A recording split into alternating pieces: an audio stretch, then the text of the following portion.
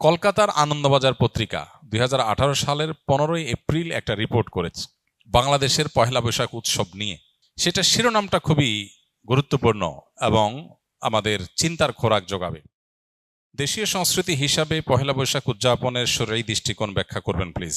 দেখুন, ইসলামে একজন মানুষকে বেঁচে থাকার জন্য আনন্দ, বিনোদন এবং সাংস্কৃতিক যে আয়োজন আছে সেগুলোকে ইসলাম মৌলিকভাবে নিষেধ করে না, বরং পৃথিবীর যে কোনো দেশের যে কোনো অঞ্চলের মানুষের নিজস্ব যে সংস্কৃতি আছে, নিজস্ব যে কৃষ্টি কালচার আছে, এই সমস্ত কৃষ্টি কালচার, আনন্দ, বিনোদন, সংস্কৃতি এগুলোর কোনোটা যদি কোরআন এবং হাদিসের সাথে মৌলিকভাবে কোনো সাংঘর্ষিক কিছু এগুলোতে না থাকে, তাহলে শরিয়া সেগুলোকে অনুমোদন করে, নিষেধ করে না।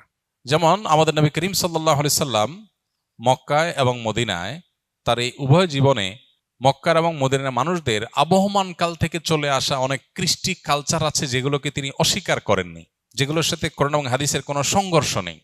আর যদি কোনোটার কোরআন এবং হাদিসের কোনো বিশেষ নির্দেশনা, নীতিমালা, প্রিন্সিপালস এর কোনো সাংঘর্ষিকতা তিনি দেখতে পেয়েছেন, তাহলে সেটাকে তিনি নিষেধ করেছেন।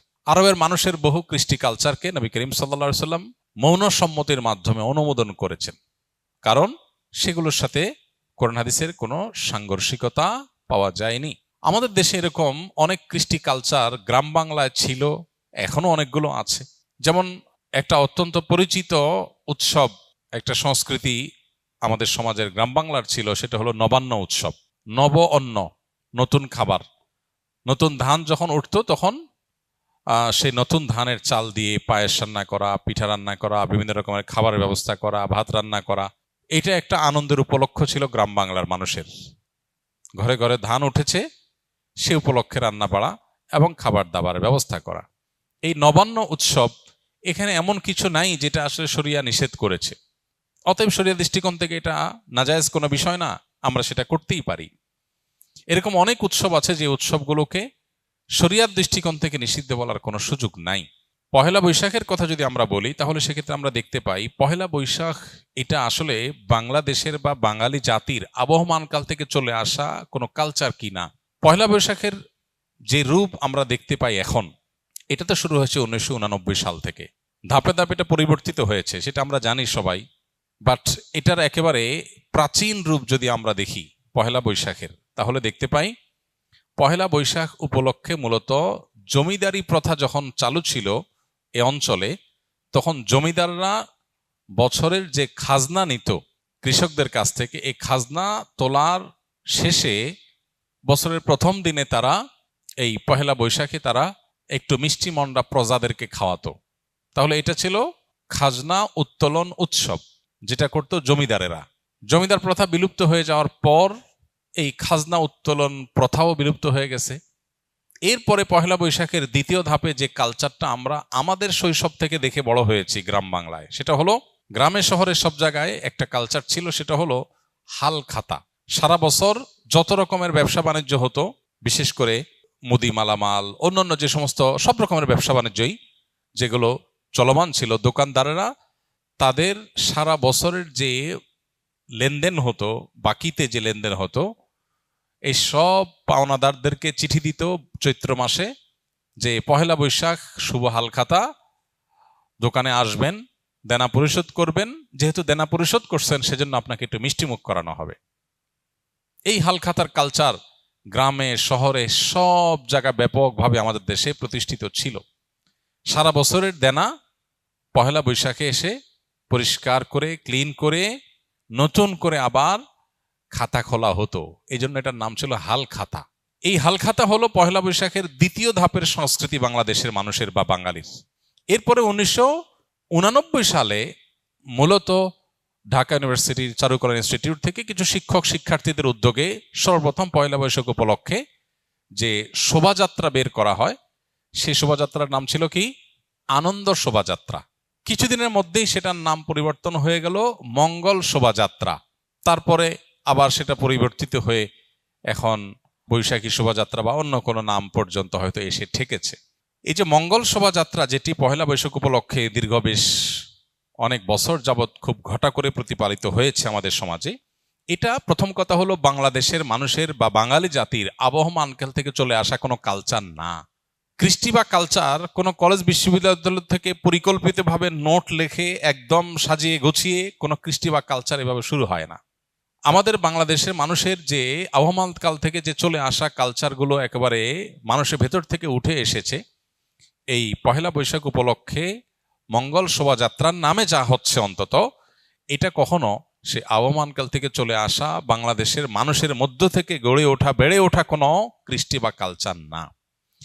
এটা হলো প্রথম কথা। দ্বিতীয় কথা হলো যে এই পহেলা বৈশাখের মঙ্গল শোভাযাত্রাকে ঘিরে যত আয়োজন হয়ে থাকে, বিশেষ করে মঙ্গল শোভাযাত্রা যে বিভিন্ন প্রাণীর মুখোশ এবং বিভিন্ন রকমের প্রাণীর ভাস্কর্য এটা নিয়ে যে র্যালি বের করা হয়ে থাকে, খুব সচেতনভাবে আপনি লক্ষ্য করলে দেখতে পাবেন এখানে পেঁচা, ইঁদুর, হাঁস, ময়ূর এমন কিছু প্রাণীর মুখোশ সেখানে খুবই পরিকল্পিতভাবে ব্যবহার করা হয়, প্রদর্শন করা হয়, যেগুলো একটা বিশেষ ধর্মের মানুষের ধর্মীয় বিশ্বাসের সাথে সংশ্লিষ্ট, যেগুলোর অনেকগুলোই হিন্দুদের বিভিন্ন দেবতার বাহন হিসেবে হিন্দু ধর্মে এটি প্রতিষ্ঠিত।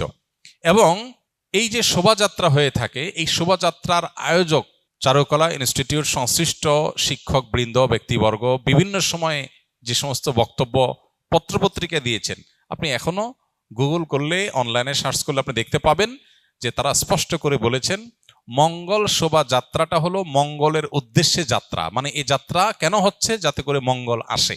তো একজন ইমানদার তিনি মঙ্গল আসার জন্য দোয়া করবেন আল্লাহর কাছে, আর চেষ্টা করবেন, পরিশ্রম করবেন। প্রতিদিন প্রতি ওয়াক্ত নামাজে আল্লাহ আমাদেরকে মুয়াজ্জিনের মাধ্যমে ডাক দিচ্ছেন, হাইয়া আলাস সালাহ হাইয়া আলাল ফালাহ, মঙ্গলের পথে আসো।